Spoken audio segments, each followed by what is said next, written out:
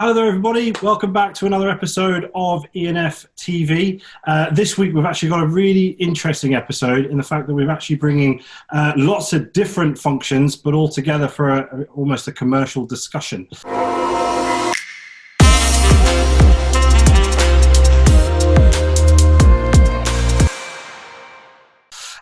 So today, we're actually joined by Russell Lowe. Hi, Russell. How are you doing? Yeah, very good, Tom. How are you? I'm very well indeed. I'm very well indeed. If you could just tell the audience who you are, who you work for, and obviously your current role, I suppose. Yeah, okay. So my name is Russell Lowe. I'm the Director of Revenue Management, currently at Amaris Hospitality, and have been working in revenue management for somewhere between 20 and 25 years now. So getting on a bit. Fantastic, fantastic. Well, thank you very much for obviously joining us today. Steve, if you could obviously introduce who you are. Hi, Steve Dow. Thank you for the invitation. I work as Chief Commercial Officer for Harmonics, which is a tech company, which is interesting for many people who know me because I've spent the last 20 years on the other side of the table, being involved in building hotels and resorts and teams and touching on all those facets of revenue, sales and marketing. So keen to be here. Hopefully I'll stay alive. So thank you for the invite. Brilliant. Thanks very much, Steve. And Camille, if you could just tell us a bit about yourself as well. Yes, hello. My name is Camille Lorigo, and I'm Director of Marketing for Cycas Hospitality. Came to hospitality in 2012 from fashion, and I've worked across another bunch of industries, but I quite enjoy hospitality and the kind of the waves you can create. Well, hopefully we'll be seeing some waves today being created between you two. Okay, Camille, thank you very much.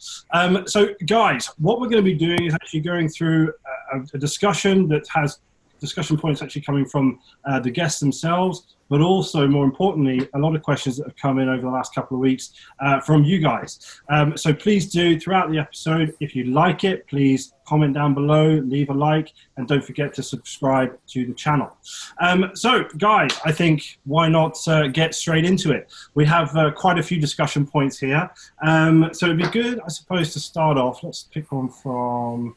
Okay, I like this one. Let's start with this one. So can sales, revenue management, and marketing exist on an equal footing? Does it need to be led?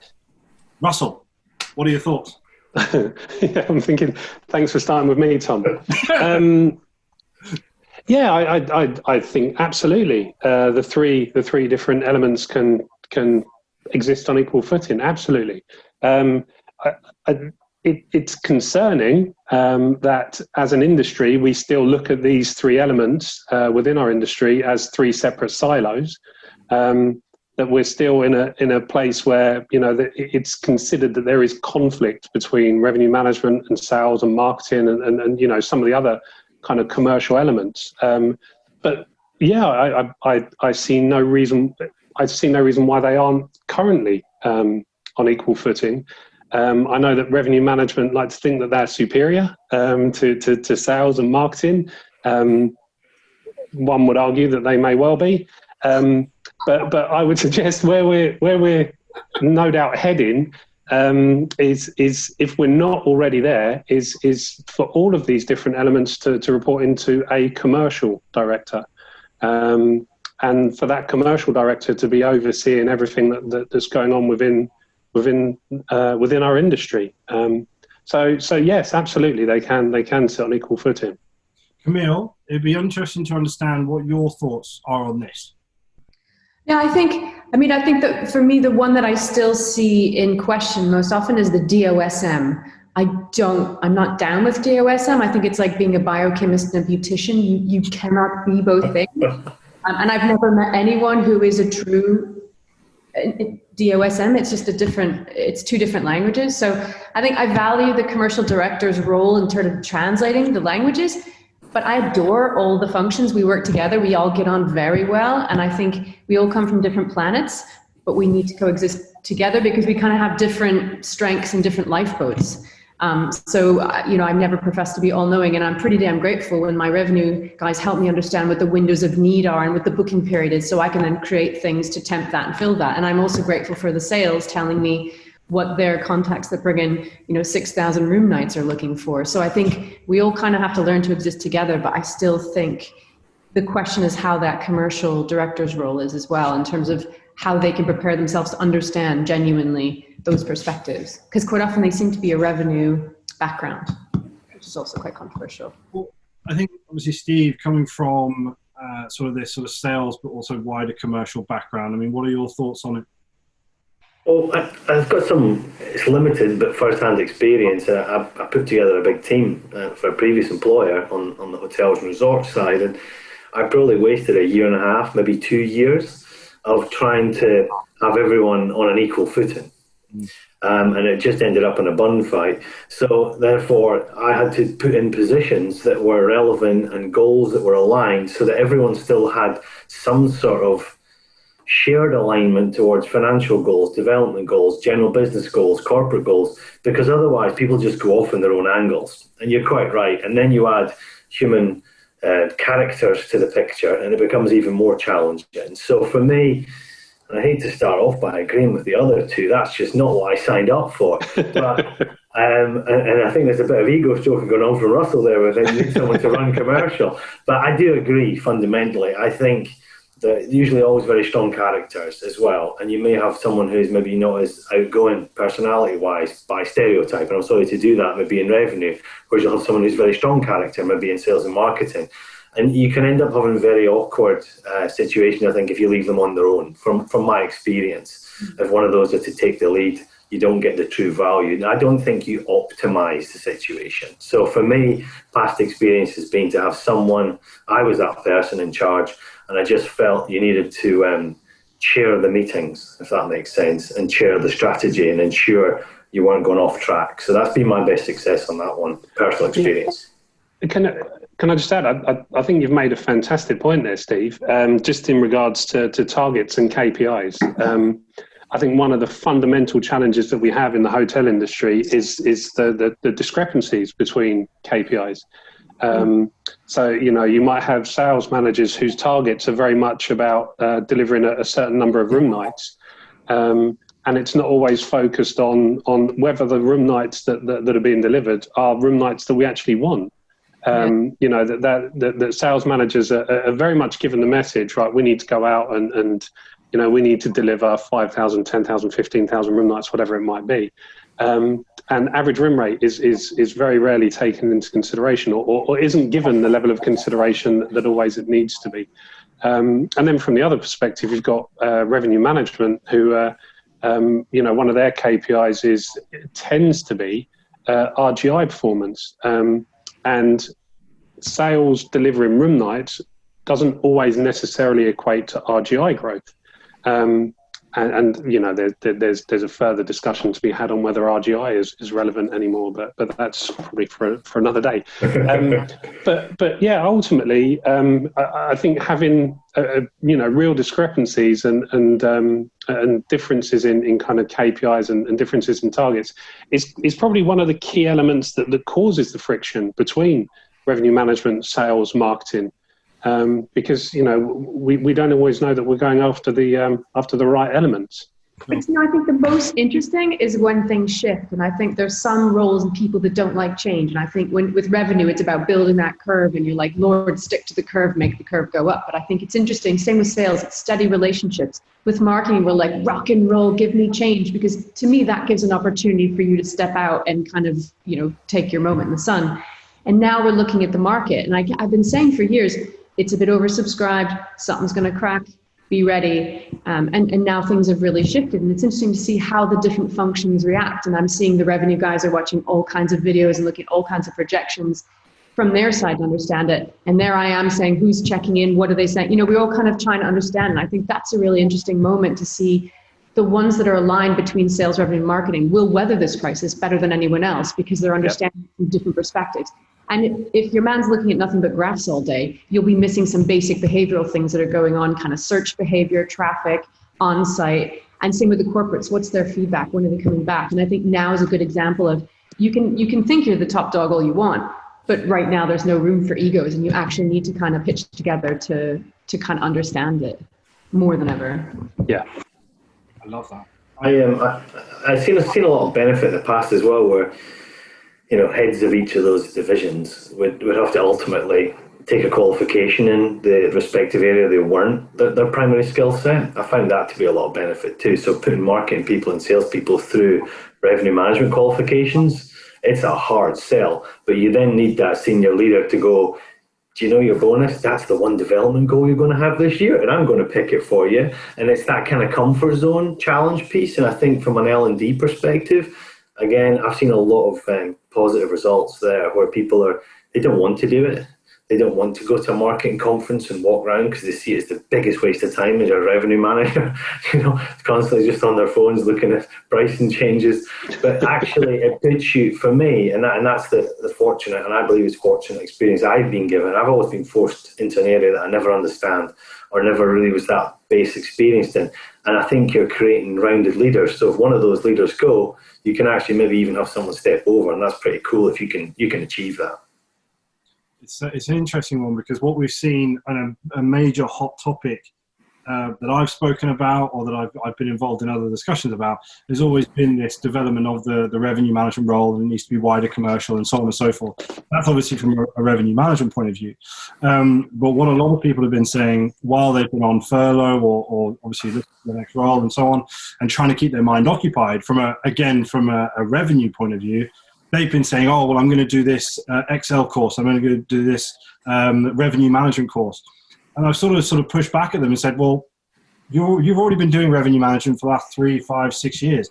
Why not look at a marketing course? Why not look at your soft skills, and from a sales point of view, your influencing, the building trust or rapport building or objection handling, all these types of things that a revenue manager could look at to be able to develop their skills going forward, because the requirements going forward are massively changing. It's like something that Russell said just before we sort of kicked everything off. But the role of a revenue manager has changed so much since 10, 15, 20 years ago.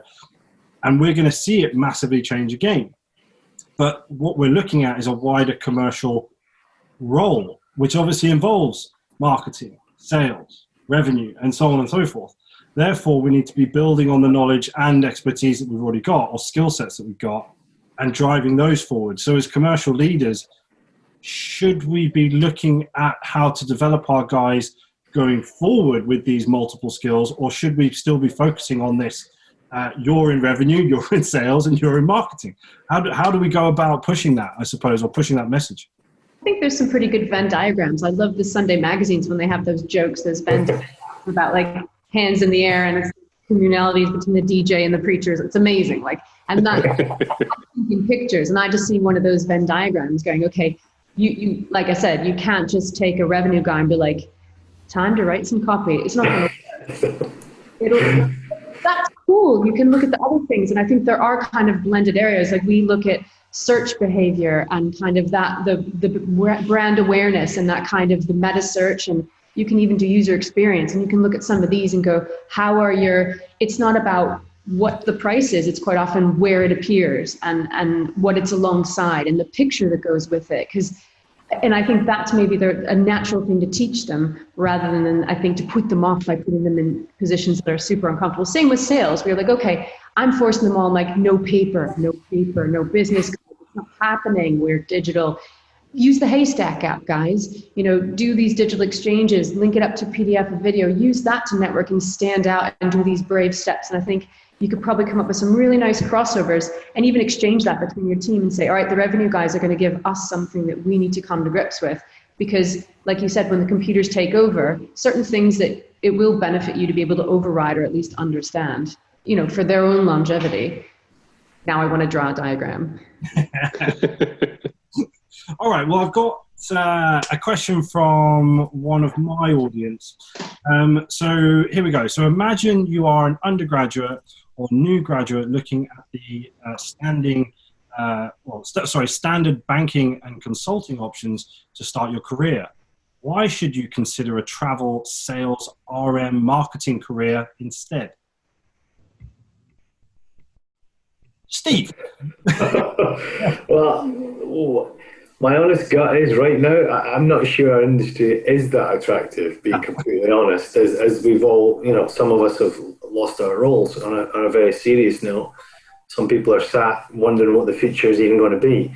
And I think, you know, there's the furlough mix, there's those that have managed to stay in employment and maybe being at home, and, you know, there's a lot of different factors, and the jobs have all changed. I mean, I've been at home with a wife and 2 kids and trying to be a teacher and running around and doing long days, and that isn't the job that neither of us signed up for. But so what I'm saying, even the ones that remained in a job that thought it looked like XYZ, it doesn't look like that anymore, and I don't think it's going to either. I think it's going to be maybe a diluted version as we go back. But how would I convince them? I think it's the biggest challenge. I think we see a lot of talent graduate and head off to, you know, these sectors and discount, I'm trying to say, hospitality. I think hospitality has given me and a lot of people have worked with me, for me, and I've worked for, wholly transferable learning skills, which I think can be deployed in many other areas than you possibly initially realise. I think it's great to work your way through a business and actually stay with a business and move sideways into other roles and experiences. So I think it presents that. But I think, hand up, I think it's a hard sell right now. And I think that's just because of where the world is. Yes. Russell? Yeah, well, when I was reading through the questions beforehand, the key thing I wrote down was people. This is an industry where, you know, you need to love working with people, interacting with people, being involved with people on a day-to-day basis. So it's very much what are you looking for within your career? What is it that you're attracted to in terms of when you come to choosing a career? You know, the atmosphere within the hotel industry is fantastic. I wouldn't have been in this industry for 25 years if I didn't enjoy myself. So, you know, there are some phenomenal challenges that I think you would face as part of working within the hotel industry. So that's the key part for me. It's a willingness and a desire to work closely with people and to be involved in that every day. And Camille, what are your thoughts on that question from one of the audience?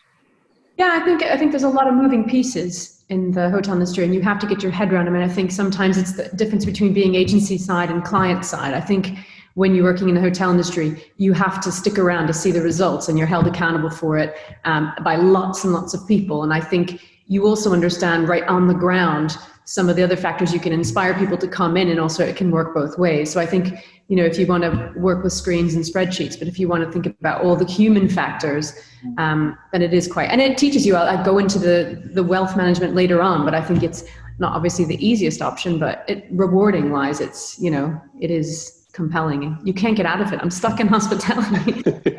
You know? I think to add too, and I'm sorry to jump in, Camille, I don't know if you're finished, but I think it's not going to go away. It's not going to die and shrivel up. And people love to travel. It's proven now health-wise that people need to take a vacation or holiday. I've had a holiday for 12 months. I mean, and I usually have 3 or 4 breaks a year. And we actually just went to the UK Eastern Coast, went to Cromer, Norfolk, which probably wasn't high on my places to go. No offence to the tourist board are watching, but it was somewhere I just didn't really have fancy to go to. We had 25 degrees, the kids played on the beach every day and went surfing. That's all they wanted to do. No theme parks, no fun parks. That's all they did. And they said to us, and we've been to Disney, very fortunate, and they said, that's the best holiday we've ever had. And my wife and I looked at each other and went, result. Obviously, it's weather-based, the UK comment, but I think people are still going to have holidays. And it's going to come back. That will come back. Whether it's 6 months, 18 months, none of us really know. But it's an industry that's going to last around for a long time. And I think you can develop a long career within it, and you can jump different brands to different companies or client agency. Look at me, I've ended up in tech. You know, so I think you've got a lot of opportunities where you can gain wide experiences and values.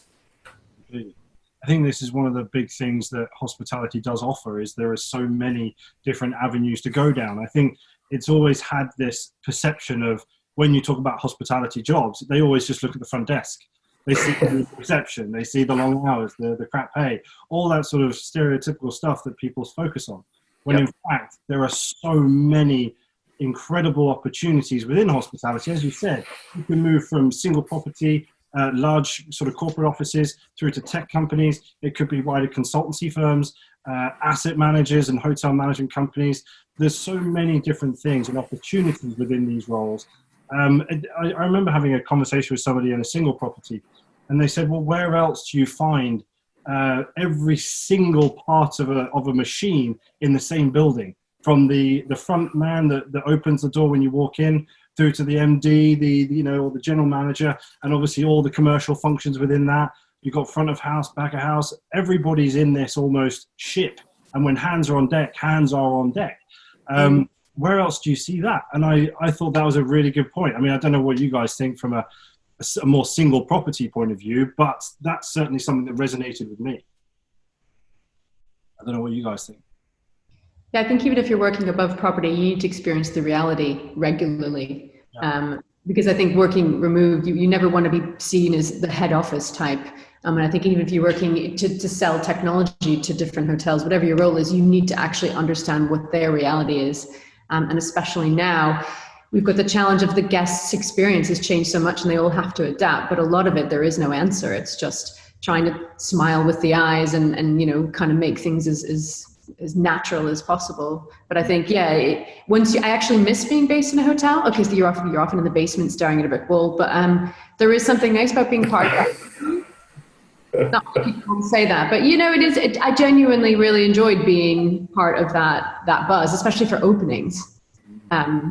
There's nothing more exciting than like the closeness you get with the team, and also the respect. It helps you work better together. I think some of these challenges that you go through with people face to face together, you have a lot more time from them and with them when you go on and you have to sort of butt heads or get through stuff. I think you get a lot better buy-in by just some of the bonding that you get through that hard experience. Moving on to the next one. So we've got another point here that is a particular favorite of mine, but how do you see the customer booking platforms or process evolving, obviously going forward now? Russell. Well, do you know what? My first question would be, which customer are you talking about? Because we have a huge range of different customers. Are we talking about transient? Are we talking about traditional kind of corporate guests? Are we talking about groups? Number one, which customer are we talking about? And normally people would traditionally go with transient, right? How are we going to get more kind of transient demand?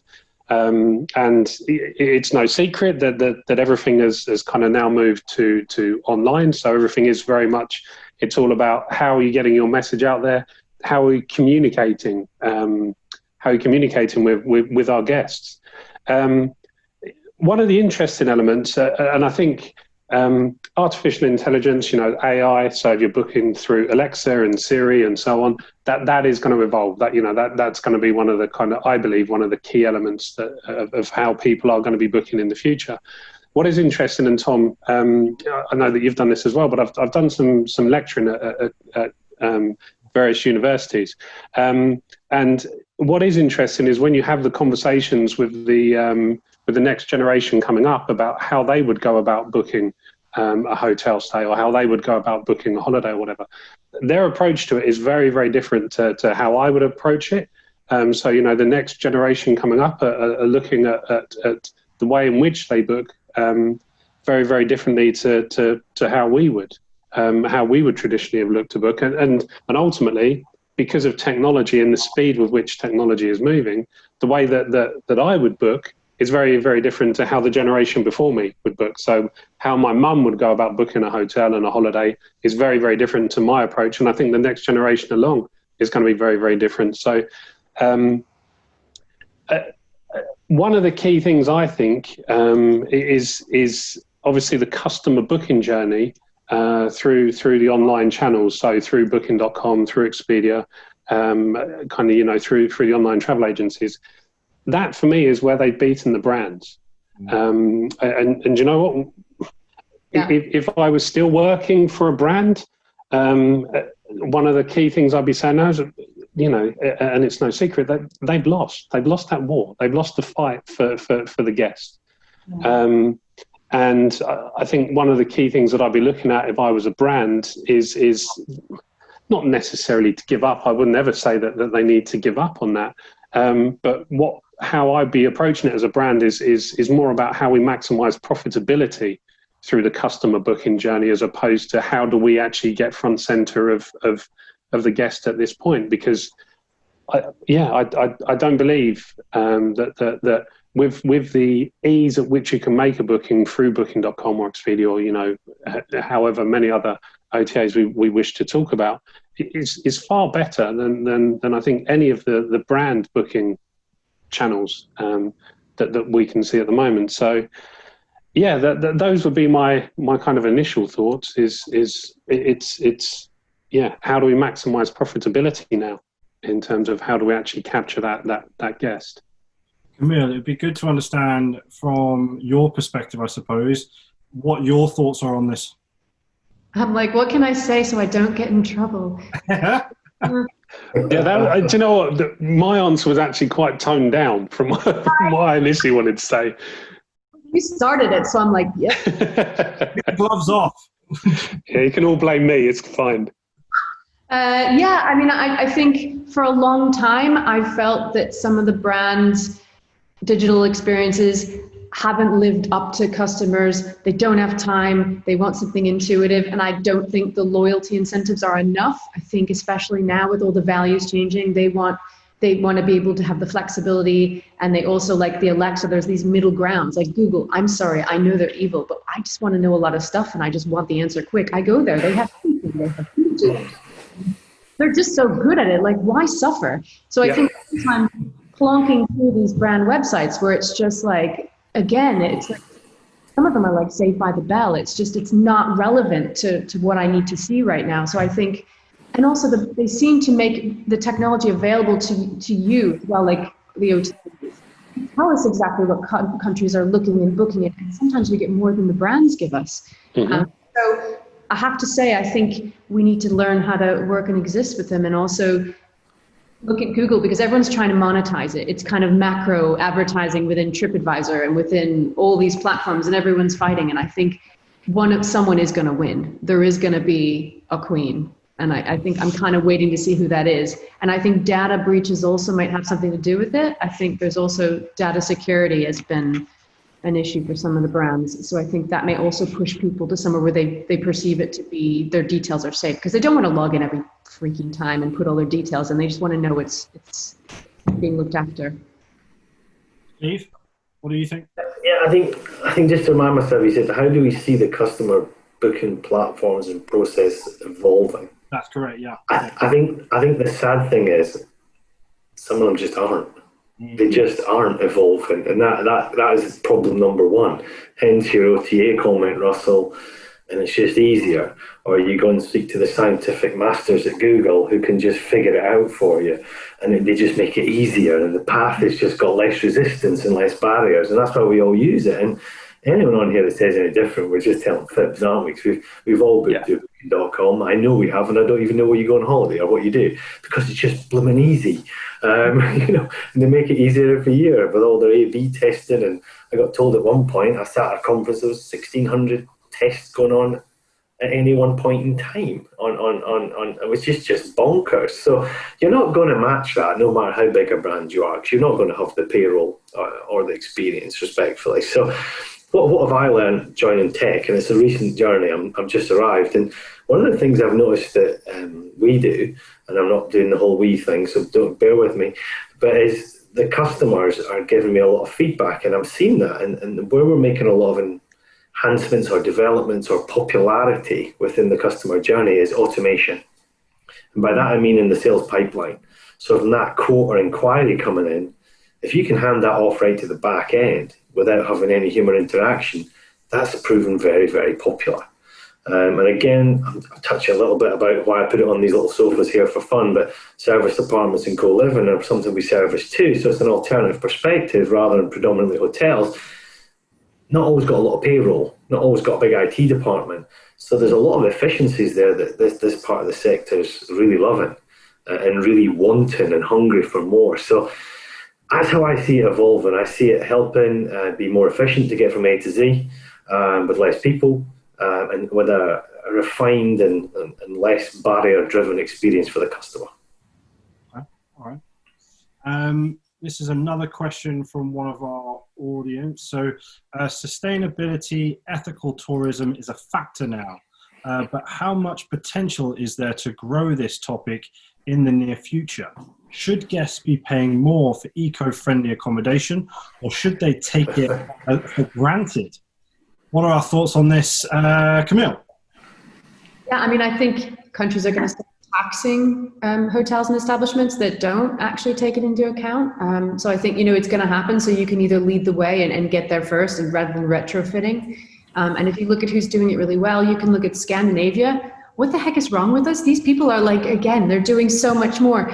Looking at a hotel and they heat the water in the hotel with underwater turbines. Like, what? It can be done. So if it can be done,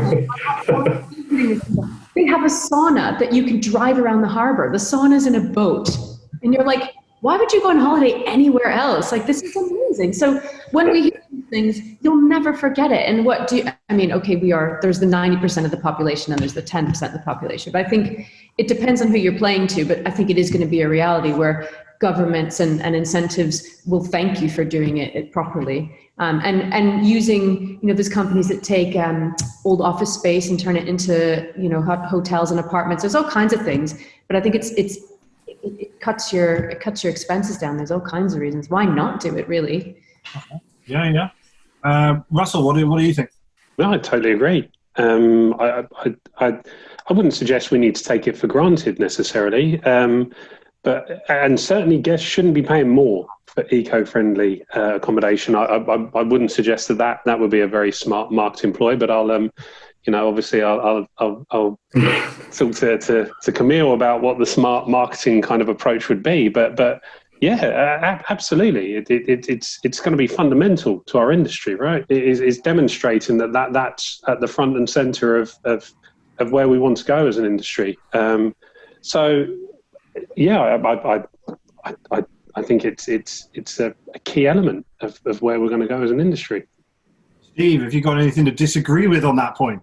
I've had a good argument here, and I hope that my old head of revenue management, and he knows who he is going to watch this video.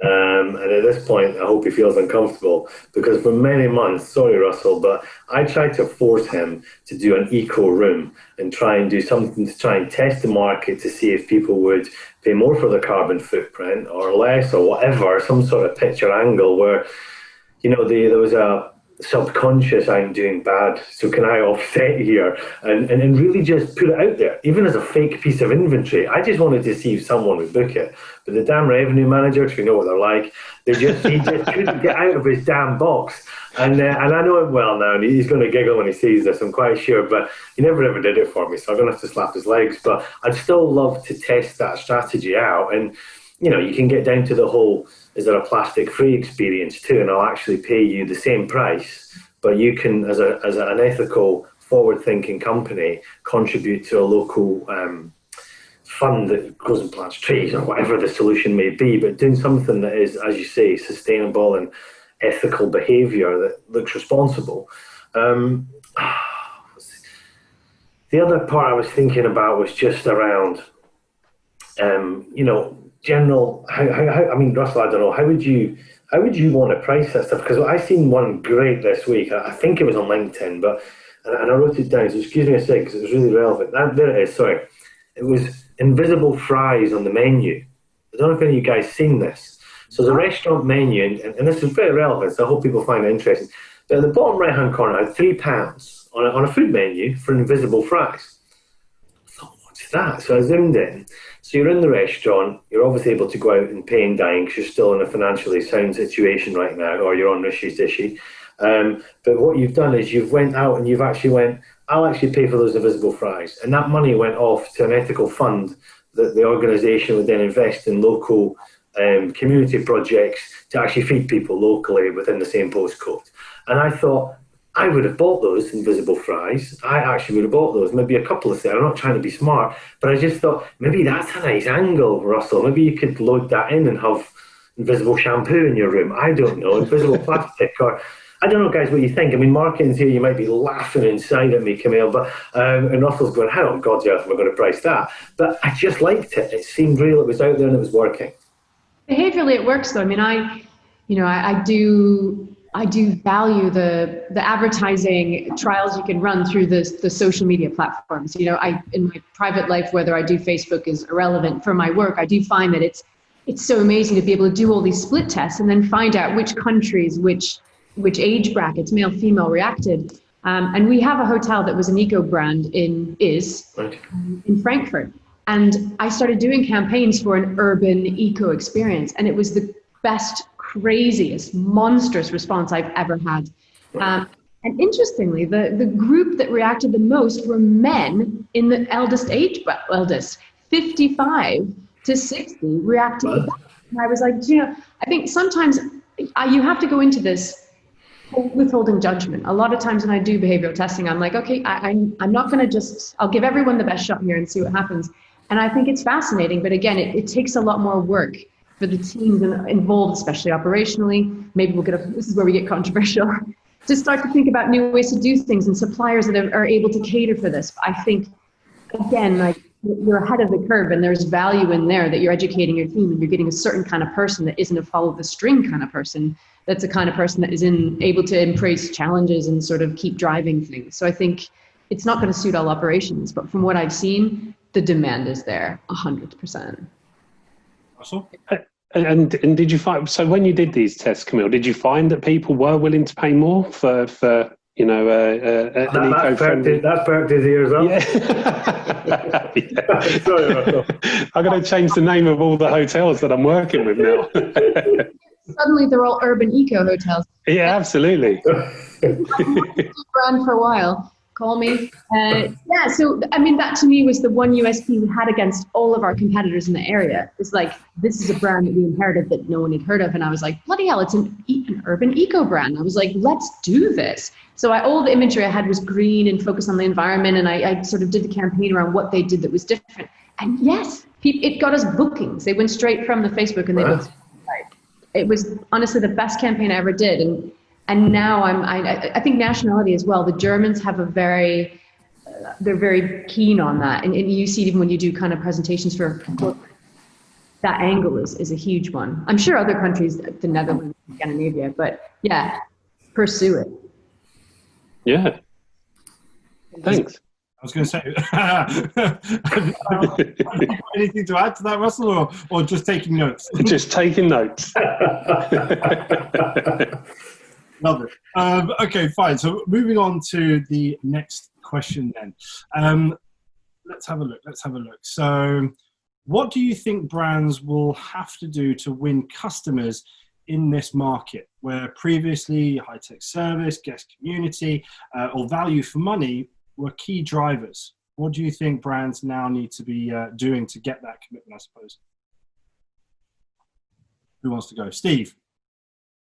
Well, again, I hate to use it, but please just cut me clean off if I say the phrase new normal. So I'm not a fan of it.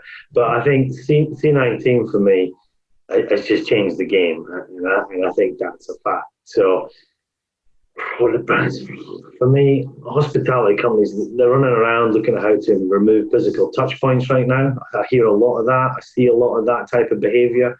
And I think they're looking to try and cross-sell, upsell as best they can throughout that.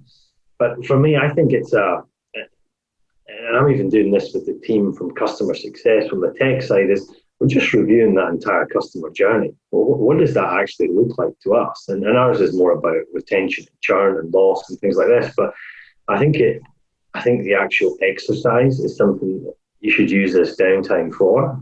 I say downtime, I know there's less people, but downtime on demand probably. And I think you could use that time to think, well, where are the real touch points? Because one of the interesting ones I heard was, I know a brand right now, and I'm not going to say them, but they are more traditional 50 plus age group, major cities, and they're still on traditional fixed key, so a physical key, and they've spent a huge amount of money coating things, spraying things, working out how they can't speak to these customers and get them from the archway straight to their room without, minimal resistance and minimal carpet touch, including self-checking.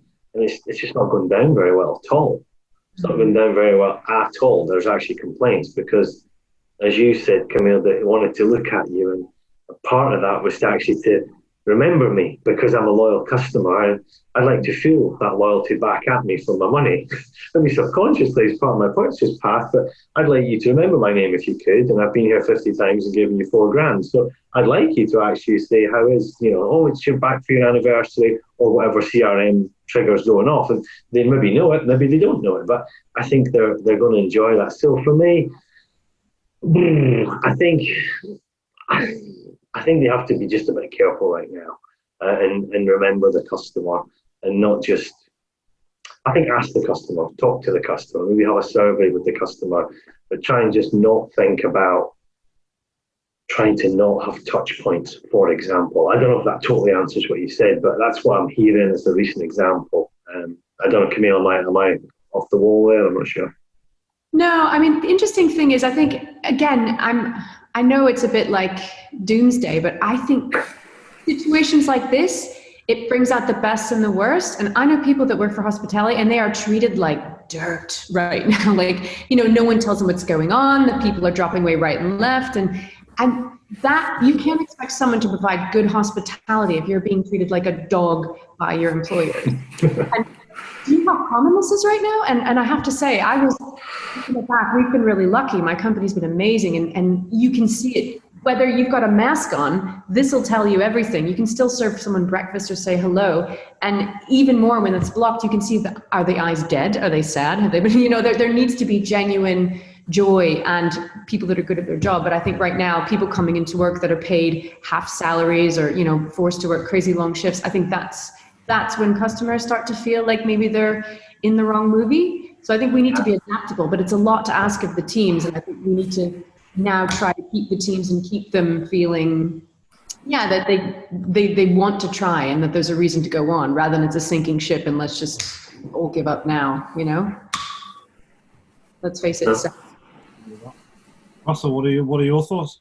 No, do you know, I agree with Camille, but I wouldn't suggest that that's something the brands can actually implement, right? That's all down to the potentially the management companies. It's down to the GMs. It's down to the hotel teams to deliver that service, and to make sure that they are looking after their teams, because that is fundamentally what's going to take us through this, right? That's going to be what makes or breaks the individual hotels or the individual companies or whatever it might be is the quality of the team and how they treat that team over the next 6, 12, 18 months, however long this kind of lasts for. But yeah, from a brand perspective, above and beyond all of the information that's currently being processed in regards to like the health and safety, the new standards that are being put into place. You've got All Safe by Accor, you've got Hilton Clean Stay. That's all being communicated, and that's all being that's the approach that they're taking from a brand perspective. But above and beyond that, I don't see that there's a great deal that the brands can do. No, that's fair. That's fair. I suppose in terms of something that's relevant to all of us, including myself at the moment, but in this market, what are the biggest challenges we are facing in sales, in marketing, in revenue management? That's a question from one of our audience. So what are we seeing as leaders, I suppose, in our market, and what are these challenges, and what are they for all of you guys at the moment?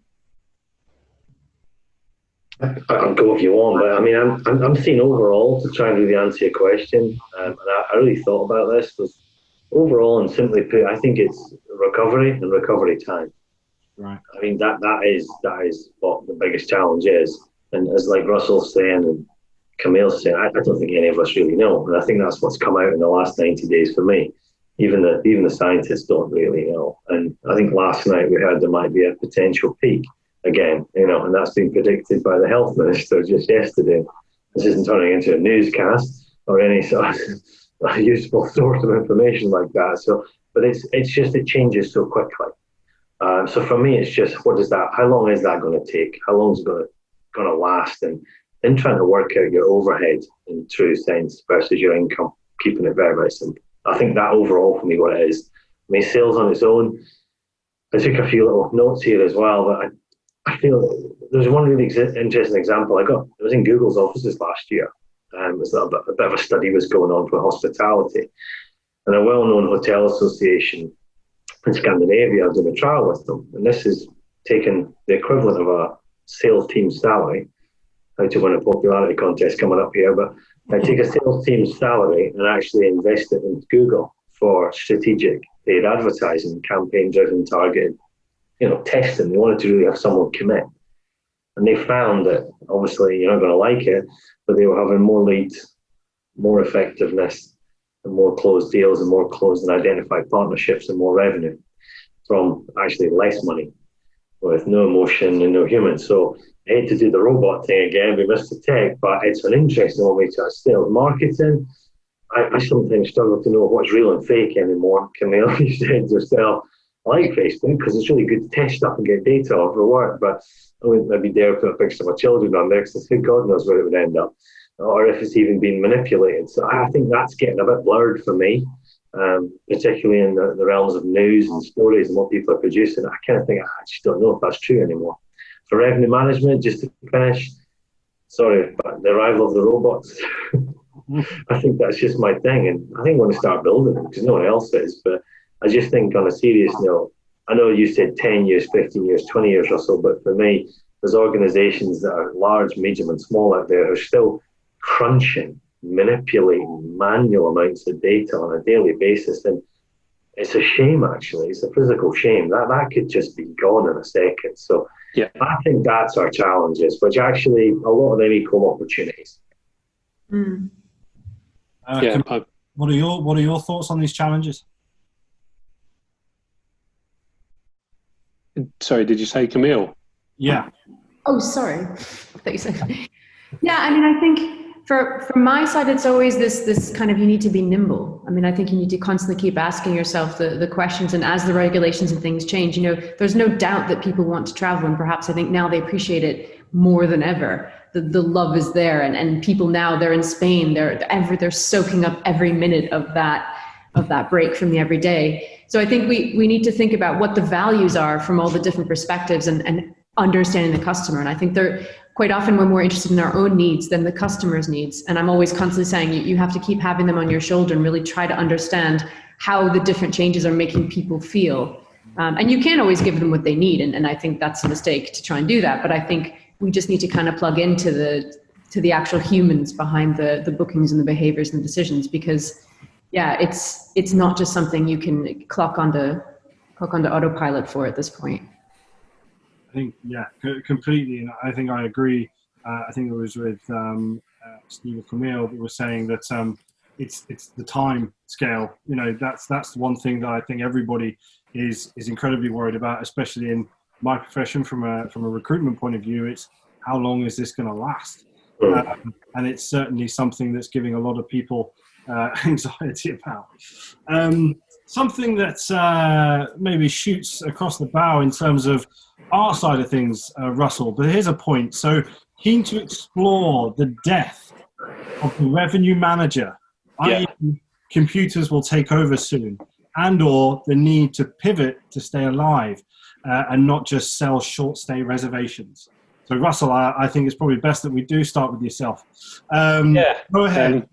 And as I said, gloves off. Well, to be honest, the death of the revenue manager has been widely reported for the last 15 years, right? And yet here we are, still kicking on, still going very, very strong. The role has undoubtedly changed hugely over the last sort of 20 years. As technology, as systems have evolved, the job role and the expectations of a revenue manager have evolved with it. Steve's kind of alluded to the fact that revenue managers spend a lot of time and still spend a lot of time crunching numbers and crunching data, which isn't a necessity anymore. I would suggest So the revenue managers, as we know now, will evolve over the next sort of 2 years, over the next 5 years, and will continue to evolve. And there are some of the traditional elements that a revenue manager would take up part of their working day or part of their working week, will now be kind of picked up by AI. Undoubtedly, that's what needs to happen. But what I would suggest is that what revenue management needs to do is evolve with that, and the areas of focus that a revenue manager needs to have will change considerably, as they have done. So, would I expect a revenue manager to sit down and do a forecast by day, by segment for the next 4 months, as we have done for the last 20 years? No. If we're still doing that in 5 years' time, then someone somewhere has gone very, very wrong, because it's not a necessity anymore. However, would then the revenue manager's role, as a result of that, because the forecast is there, do we become more strategic, far more strategic than we are at the moment? Is it about making sure that we're looking, instead of forecasting what's going to happen for the next 4 months, we're taking the forecast from the system, and then we're using that to actually strategize more effectively than we are currently. The other element for me that is key, that is definitely on the horizon, is about profitability. Revenue management has never been about really driving profitable revenue, and it's been more about driving top-line revenue. And I go back to one of the comments I made at the beginning of this conversation about the relevance of RGI. When you're tasked consistently, and I've been as guilty as this as anybody else, when you're telling everybody your performance is fantastic because your RGI has grown year on year, or your RGI is outperforming the rest of the competition, is that necessarily the greatest thing that you should have been doing? Because does that RGI performance actually translate into greater levels of profit? Now, as a function, revenue management, we haven't taken a huge amount of responsibility for that, primarily because it's not something that's measured. And when I'm saying this, I am generalizing, but it's not something that's measured on a day-to-day process from a revenue management perspective. We don't have the tools to measure how profitable each piece of business has been. And I know that there are companies that are working on that are enabling us to manage our business, so we are selecting the most profitable parts of the business that's coming in. We're managing the most profitable demand channels far more effectively. And that is where I think revenue management is going to evolve to. Now, what that doesn't necessarily mean that the job title revenue manager will still be here in 5-10 years, but fundamentally, I believe that you will need people that are looking after the strategy. And once we get to a point at which the computers are looking after that strategy, hey, then maybe we will be dead. Who knows? I don't jump in, sorry, Camille, but I just I'm getting excited about this one, being in revenue before in a past capacity. I think it actually dovetails quite nicely into one of the earlier conversations where you said, can we exist on equal footing, sales, marketing and revenue management? Because I think ultimately we're all coming back to this idea where someone's kind of got to be in charge. And I don't think they need to be core, absolute 20-year veterans and specialists in each of those streams, but they need to understand them fully. And they need to understand people and leadership and strategy and efficiencies and process engineering so that they can actually look at these areas and be able to unemotionally stand back at that, end of year review with all the leaders and say, actually, Russell, yeah, you're still just crunching numbers. And I'm not saying Russell, but I mean just for revenue management, but just identifying they might not have the strategic leadership skills. Russell clearly does, just for point of clarification. If you've got junior revenue people, they're just going to keep crunching the numbers, is my point. They maybe don't have the experience or strategic knowledge or worked in different companies or scaled a company to think, how is to copy and paste this? Is this efficient if we get 2 more properties?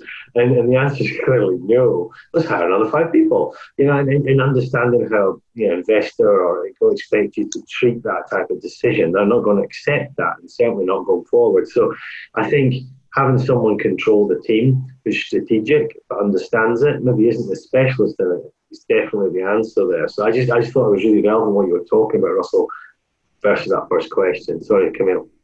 No. I mean, Elon Musk has just put a chip in a pig's brain, like to teach them new things. So, I mean, who knows? We could be replaced. Pigs could be driving buses and checking out our shopping. Who knows? I mean, I think the capacity for machines to learn is massive. And if we think, this has already been discussed, they're going to be smarter than us at some point. I mean, it's not about revenue management. It's like, if the computers are smarter than us, well, that's a bigger conversation.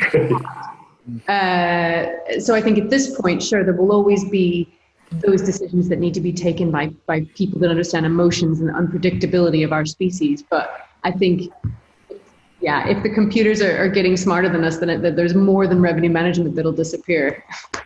Not to But see, from my perspective, the key reason that we haven't had more system influence at this point is because of the traditional nature of the industry that we're in. We're asking, are computers going to take over? They should have done already. They absolutely should have done.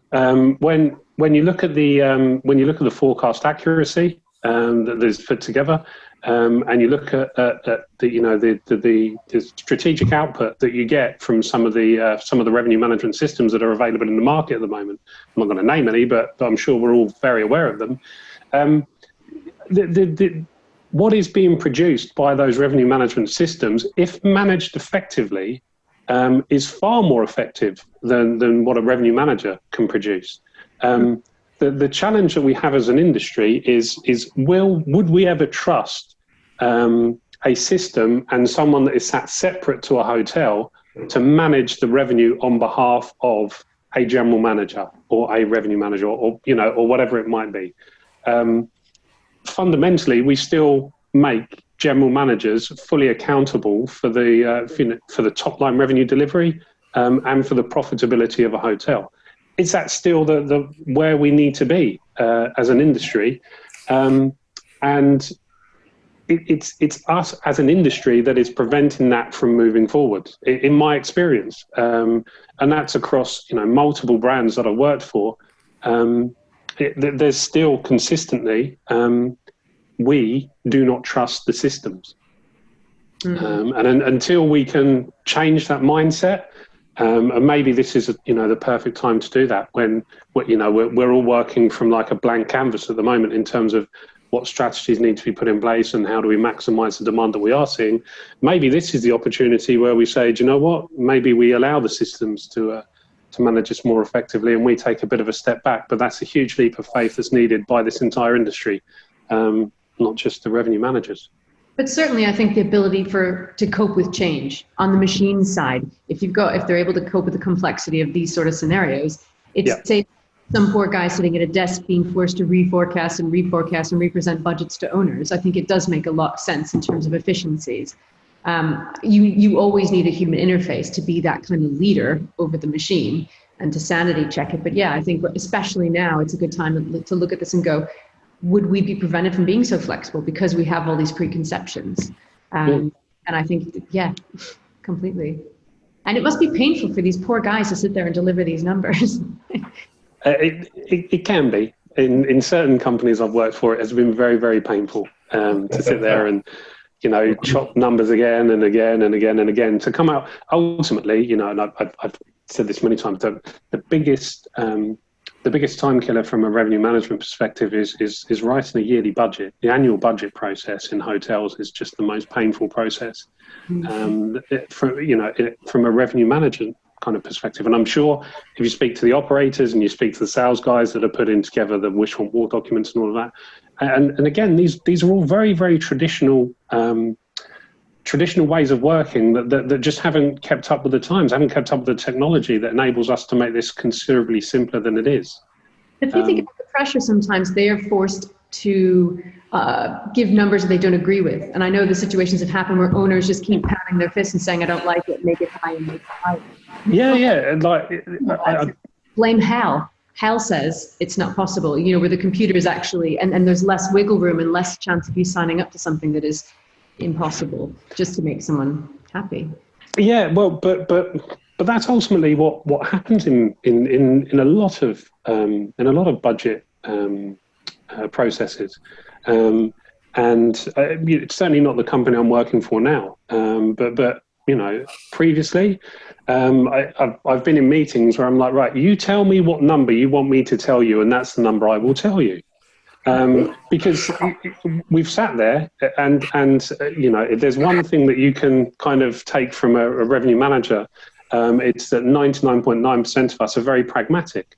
So we'll sit there and we'll do the work, we'll do all of the groundwork that is very much required, and we'll sit in front of whichever level you wish to, because it doesn't change the higher up the food chain you go, whichever level you wish to sit in front of, we will be like, okay, this is what we believe we can deliver, and we'll be told, well, no, that's just not a number we can declare. Go away and add 10%. We can get to. I've got a vision of a boardroom with some owners and investors sat there, and a little terminal. Just the computer says no. I mean, that's just not the meeting. That's not the meetings I've experienced. I'm like, just pick a number and figure it out. Okay, thanks very much. I'll be back on Tuesday. Yeah, I think the computer is probably telling the truth and maybe turning it around quickly.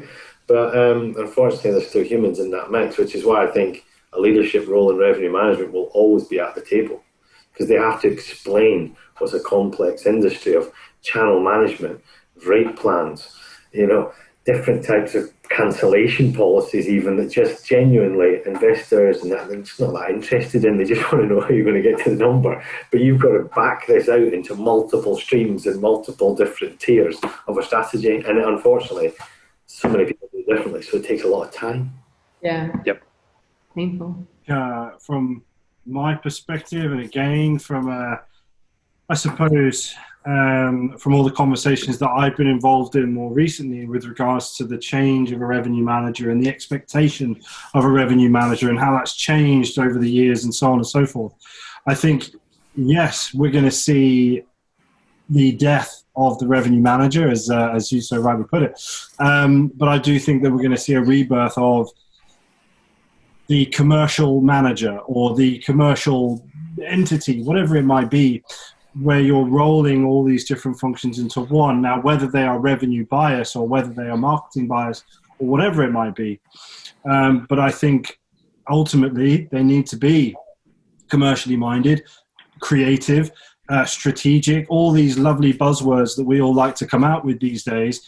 But that's it. I mean, that's the unicorn that we're looking for going forward. And that's where the revenue manager, if they haven't already started to hit a brick wall, where their expertise or their skill set, for the want of a better phrase here, but almost becomes redundant because there's other people that are already starting to go down that route of being more commercial. They're involved in all these different areas of the business.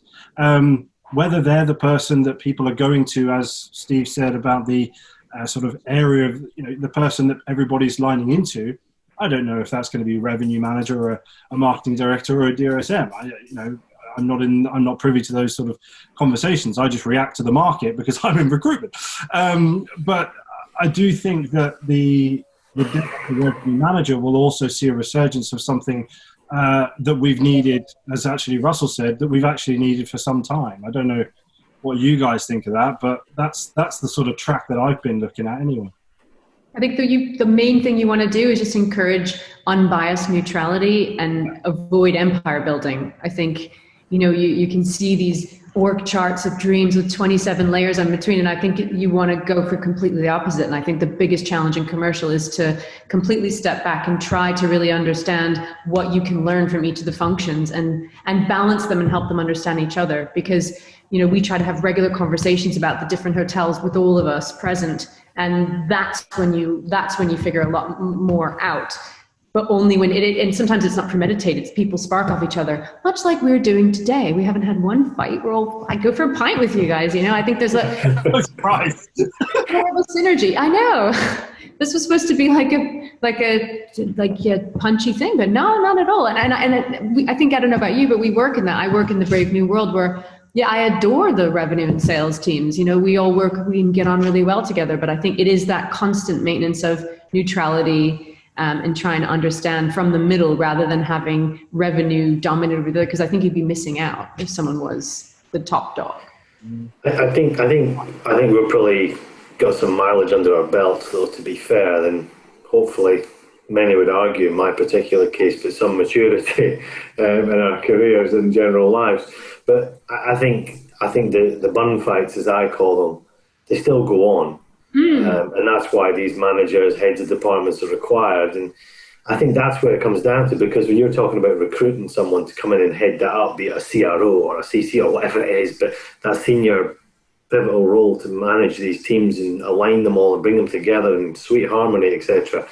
I think you're going to have to, they're the unicorn fight, because they need to be able to get right down to the depths and do a deep dive and actually make sure that everyone, the orchestra is fully harmonic at the bottom as it is at the top.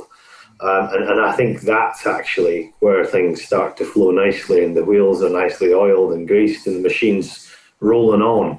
But if you ignore that, that's where your pain points are going to grow. I don't think Russell or Camille are some sort of terrible manager or leader. We all know. I think it starts to get a little bit abrasive as you start getting into that first-time manager role and trying to get your territory and build your empire and hang on to your information. And that's where a lot of that, I think, from just my personal experiences, I think can start. You've got to bash those walls down quick as the leader and make sure that it's not just okay to share, but it's proactively part of your role to educate across the business, not just down the business. I think, sorry, I'm going to shut up in a minute and let Russell talk. But just after what Steve said, I think the biggest challenge, though, bigger challenge is that friction with operations, because I think it's in the commercial unit, there's a value of time of saying, look, I know you have a lot on your plate, so I'm not going to on a tartan paint mission. I'm going to just ask you something and okay, great, thanks. And I think within the operational, there is sometimes that there's less of an understanding of the expertise and what it can do for you and what it actually is here to do. And we have to constantly keep redefining that. So I think we did talk about having operations. Thomas, you're going to do that in another session. But I think, the real challenge for me is probably with operation-minded teams working daily with commercial and not seeing them as the kind of the head office that comes in and points fingers and dictates how you can kind of, the harmony there to me is a bigger challenge. Yeah, I definitely agree, and I'm intrigued to see how the conversation goes, Tom, when you have an operational person on there, because that ultimately, it tends to be the operational people as they kind of move up the career path that get to the CEO and the COO kind of level, so that it's going to be interesting again to see how things kind of evolve, and the number of people that come from a commercial background or a finance background that start to get into the CEO and the COO kind of levels, because I think again there will be fundamental changes to our industry when those real kind of leadership positions are taken by people outside of operations. I think with regards to this last point, I think it'd be a good way to, I suppose, end on a positive note and focus on that element, I suppose. And this is something that I've been talking about quite a lot. I think with any disruption, positives can be identified and obviously positive change can happen. I suppose, although our industry is going through an incredibly difficult time, what do we believe, I suppose, as industry leaders in our own markets or our own functions, what do we think the positives that we'll be able to take away from this? It's a difficult one, I know. I'll go first if you want.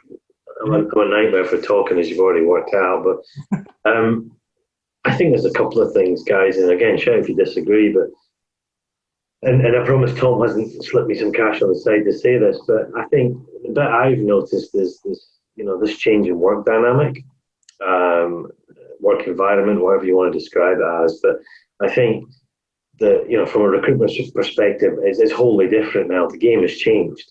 If I was recruiting a senior leader now, then I actually wouldn't even care about location. I think as long as they had some element of travel, and they could get to the team once a month or spend a week in an office and do 3 weeks from home, I think it massively widens the talent net for identifying the right person. We've been talking about a lot of having the right leader. Sometimes it's quite hard, depending on where some of these offices, and especially big brands, are located sometimes in odd places because they own a building for the last 50 years. It's got no debt on it. You're like, well, who's there? So commuting distances, and someone says, oh, they have to be in the office. You've got a leadership role. Really? I'm not so sure anymore. So again, Tom, I think it helps your job. Not be easier, but maybe talking to too many people. I'm not sure, but I think people should look at, making like little moves like I've made. Try it out, see if it works, see if you like it, and I think I've got a lot of value to add to tech. I'm 20 years on the other side of the table, and I think you guys could, move around too. I think the recruitment's a big one for me that absolutely changes it. I'll add something else after it too, but you guys go to. Camille. Let you. Why doesn't Russell go? I'm pondering. I'm chewing on something. Okay. All right. Okay, Russell. The baton has been passed. I guess the fundamental way that we're working, and I don't mean just from a location perspective, but I mean what we've needed to do, and some of the approaches that we've had to take have had to change hugely. I've been involved in elements of the business over the last sort of so getting on for 6 months now, right? In the last sort of 3 to 6 months that I never would have been involved with prior to the outbreak, and I've had to look at elements of the business and how we would go about approaching that business in a very, very different way to what we would have done previously. So we're being forced to really think about how we're actually managing our business now, and how different that needs to be, and how we're going to succeed with a very, very different way of working. So I think that's kind of the key.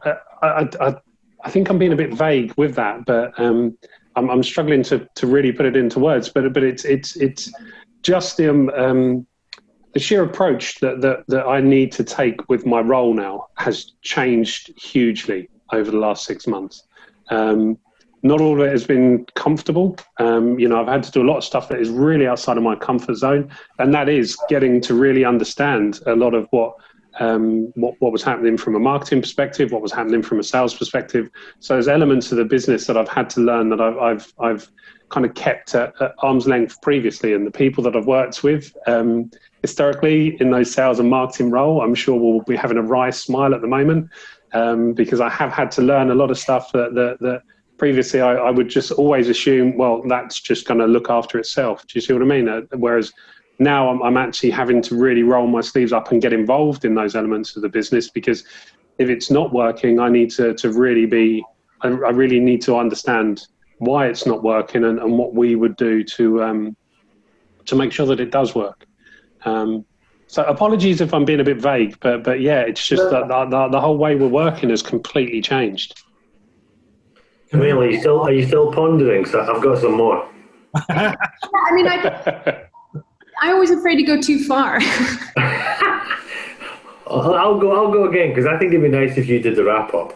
Just teed you up there. But on the only other point I had to add was, I think this is not to be like super serious for the moment, but I think this is a real unique period of time. And coming from hotels and resorts for 20 years, if I was still there, I can tell you right now what I'd be doing. Most people would be on a digital board, but I'm getting old now, so I'd be on a whiteboard. But I'd be in an office with leadership, and I'd be strategizing what we could change, what we could try out, what budget allowed us to do and test that we could try that be different. Because if I was in a pure short stay model right now, I'd be pretty damn nervous, to be quite honest with you. And again, linked to some of the stories I'm hearing in my new world, people want to know how they can automate a longer stay. Maybe, okay, the average daily rate, Russell's not going to be what makes you jump up and down, but if I can get that for 12 months signed up on a book and it auto invoices, I'll take that all day long at 30% less. If you're starting 40% occupied, there's another 30-40% of occupancy on top of that. I think you've got to look at different markets. I think you've got to really challenge the model that you've got right now, and certainly over the next 2 to 3 years, because it's going to come back. We know it's going to come back, but it's going to be super slow. And people are still nervous. And while the sun shines in Chroma, as I mentioned earlier, people are still going to stay in the UK and be safe and feel comfortable. And, you know, the provincial cottage versus the inner city hotel with high footfall and feels like assumed risk. I don't maybe think the risk is there, but it's assumed. You've got to challenge your model. And that's, I think, what I would be doing right now. How can I revisit my technology? And I'm not just saying that for the technology comment, but can I revisit it? Should I be revisiting it? Should I be looking at my marketing plans and channels? Should I be trying to strike new strategic partnerships with people who can bring me access to different loyalty programs or opaque guests? I'm not sure, but I would be using it for a time to explore. And 1 day a week right now out of the 5, as much as I might have staff furloughed, I'd be looking at that. Camille. Let's do this. Yeah, I mean, I think interestingly, I'm with Stephen, and I think for me, I see things in terms of categories. So I see these cultural hotels. You know, I'm not going to name any names here, but the ones that Ali put the full experience into the fact that you're sitting on a 2,000-pound seat and you're drinking a 20-pound cocktail with beluga sweat in, you know, it's the full experience. I can see them struggling. And then you can see the 5-star ones where the white gloves are leading you down the path and dusting your handbag. You know, these guys, I think, are going to really have to, there's going to be a lot of soul searching. And I think, oddly, it's the low cost models where you put the coin in the machine and you get a hot pizza and a beer out of the machine in your foyer. I mean, I've been into that for ages, going, can we please do a hotel like that, like a super cool Japanese automated vibe? Like, there's so many things that have yet to be done and yet to be tried. So in my mind, it's exciting because it pushes people. And I also think it thins out the mediocre mofos that are just cruising along on the name above the door. And I think people they just won't survive. I think you need to have the guts. And I also think you need to make hard decisions, such as we had a 20%, like a furlough for everyone. Our whole company took a pay cut so that they didn't have to make as many redundancies. And I think there's a hard reality there that if you expect to be paid full time, you're kind of having a laugh. I think there might need to be some sacrifices in life balance where we say, do you know what? I am going to spend time with my kids every Thursday and embrace that, because there is more to life. And I think we've all realized that like our jobs, and that's why we do them. And they're not easy jobs, but rock and roll, baby. But it's okay if it's 4 days a week rather than have nothing. And I think the world is kind of maxed out in that greed vibe. But I think, again, so much the better. I think this kind of shakedown is long overdue. Could not agree more, to be honest with you. I think, and again, I said I'd put my 2 pence in certain places, and I actually think this is somewhere that I've been, at first I struggled, and I think I've sort of got my business into where it needs to be. But I don't know if any of you guys know this, but obviously my business has been going for 18 months now, and I'm already hitting a bloody recession. And my business pretty much solely recruits into the travel and tourism industry. Fantastic. And it's an incredibly niche area of the business that I work in. So there were so many things compoundingly hitting what I was trying to do. And I think you guys are all right in the fact that you have to relook at how you're doing in terms of what you're doing in your business and how you're approaching certain scenarios. And I was talking to a business a little while ago that wanted me to get involved in an event that they wanted to put together. And I asked them very directly, is there going to be a presentation involved in this event? Are you looking to sell something to a number of the people that I know and that I've grown very close with? And they said, quite honestly, yeah, that was the plan.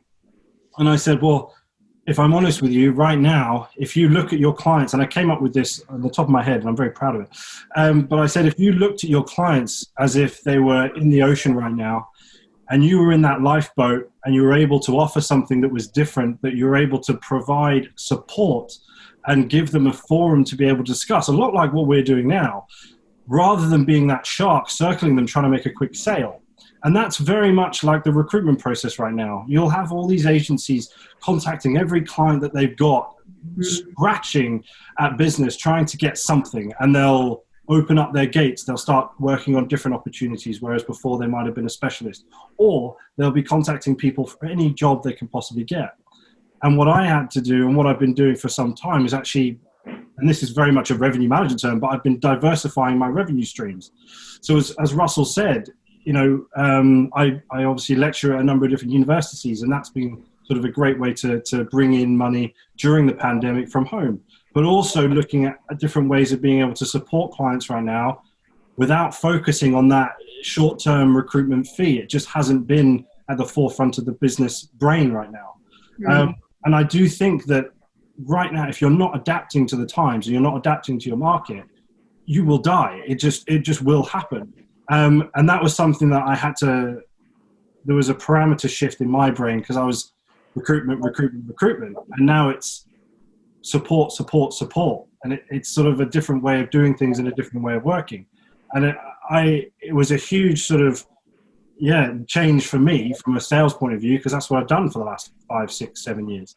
So I do agree that disruption brings change, and it's how we embrace that change, whether we drive it forward in terms of positive change, or we dwell and we become, I suppose, irritable and not wanting to move forward, when in fact there's an opportunity to do so. I don't know what you guys think. I know that was a bit of a long-winded approach to what I just said, and Russell knows that I have a habit of having elongated speeches. I think, yeah. I mean, it's probably the same thing in 3 words, but evolve or die. I mean, sorry, it was a bit quicker than your version, Tom. But no, just kidding, guys. I'll wrap it up. No, but no, I think that's what I was saying before too. I think people that don't use the opportunistic time, and I know it's tight on resource, I know everybody's busy, but you've got to take a day out, and I think your teams would be appreciative of that, a little bit of change in flow and discussion and topic, and just get the feedback. Where's everybody at? What's the impact? What do we really think of the model? Let's challenge it. And it might be that you come out that your model's terrific and you've just sense checked it and everybody feels wonderful and there's some pre-motivation. We spend time together, you know, on a lay-by on the edge of the A6. I don't know how you do that anymore now, but I think you've got some time together though, and it's a different topic rather than this just mundane Zoom call back to back, trying to plough work. And I think if you can come out again with some new outputs, then I think you get some pre-energized motivation for the people and the teams and yourself.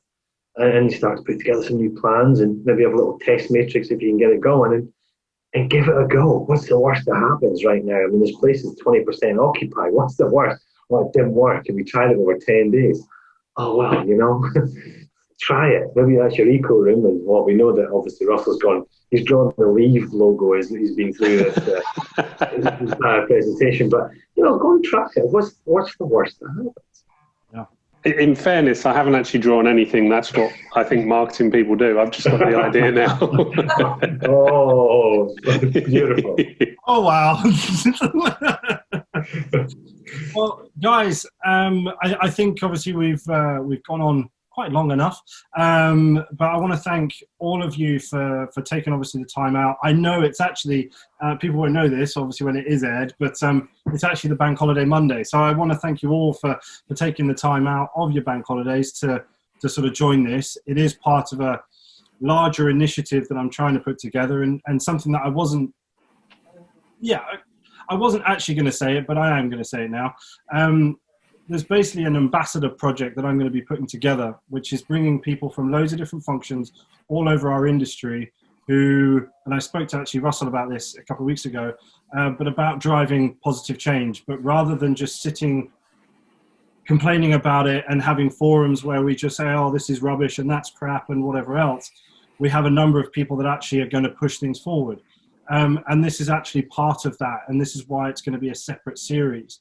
So I want to thank all of you for sort of being part of this first step forward, I suppose. And everybody that is watching and everybody that's tuning in, please do let us know what you want to talk about next. Let us know who you'd like to have come on in terms of the different functions that want to get involved.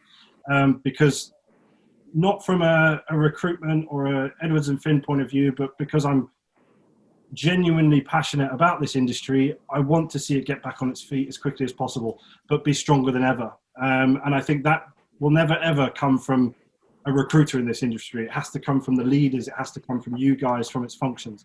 So I want to say a huge thank you to you. I want to say a huge thank you to everybody that's tuned in, everybody that likes, subscribes, and comments below.